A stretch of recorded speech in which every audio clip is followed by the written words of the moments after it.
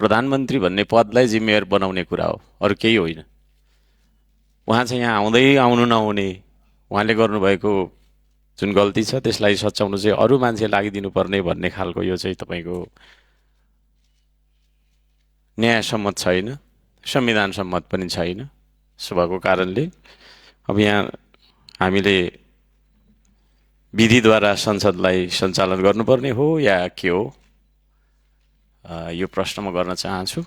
र हाम्रो माग रहन्छ उहाँ आएर सम्बन्धित व्यक्ति जसले गल्ती गर्नुभएको हो उहाँबाट नै, त्यो तहबाट नै उहाँको धारणा के हो त। परराष्ट्र मन्त्रीज्यूले एउटा आफ्नो धारणा राख्नुहुनेछ, तर प्रधानमन्त्रीज्यूको धारणा के हो त त्यसलाई बरु उहाँ आएर चाहिँ नि के अरे बोल्न पाएको भएन भने उहाँले लिखत वक्तव्य, हिजो मैले एउटा प्रस्ताव पनि पेश गरेको थिएँ, त्यसलाई पनि गम्भीर रूपमा लिनुपर्छ जस्तो लाग्छ मलाई।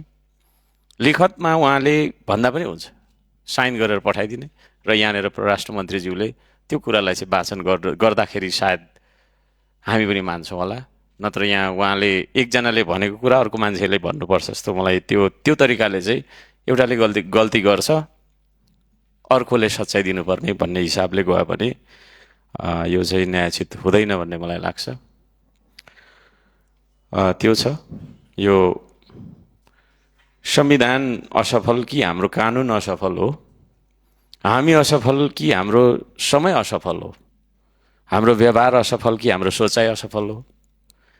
कसैले विधि नमान्ने त कसैले रीति नमान्ने, कसैले समाज नमान्ने, कसैले संस्कार नमान्ने, तै जान्ने र मै जान्नेहरू अरूको भिडमा कसैले कसैलाई नमान्ने, त ठुलो कि म ठुलो, अहङ्कार ठुलो कि संस्कार ठुलो, आकार ठुलो कि प्रकार ठुलो, पेलेरै जाने कि सम्हालेर लाने, पद ठुलो कि देश ठुलो, प्रश्नै प्रश्न छन् यहाँ।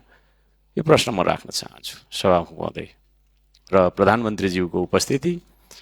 अहिलेसम्म हामीले गरेको सङ्घर्ष, अहिलेसम्म हामीले गरेको आन्दोलन, यसको मर्म एउटै उद्देश्य छ, प्रधानमन्त्री भन्ने पद त्यो व्यक्तिसँग सरोकार राख्दैन।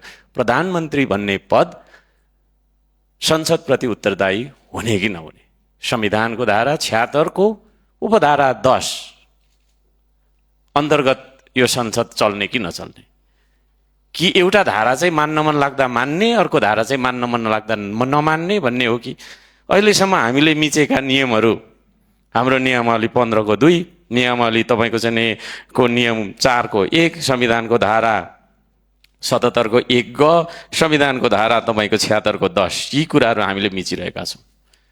त्यसो हुँदाखेरि तपाईँ लगायत हामी सबैजना यहाँनिर यो संविधानको बर्खिलाफ उभिराखिएको कुरा होइन, यतिका तपाईँको चाहिँ समयसम्म हामीले छलफल गरिरहेको कुरा र तर निचोडमा केही पनि नआइरहेको कुरा म अवगत गराउन चाहन्छु। 11 बजी बोलाइएको बैठक अहिले चाहिँ नि 3:15 सुरु भयो, 4 घण्टा हामीले चाहिँ नि समय व्यतीत गर्यौँ। के को लागि त भन्दाखेरि प्रधानमन्त्रीज्यूलाई 1 मिनटको बाटो होइन, यहाँसम्म आएर आफ्नो वक्तव्य सच्याउनका लागि हामीले आन्दोलन गर्नुपर्ने भनिसकेपछि हामी यो कस्तो लोकतन्त्रमा छौँ, कस्तो खालको संसदीय अभ्यास भइराखेको छ।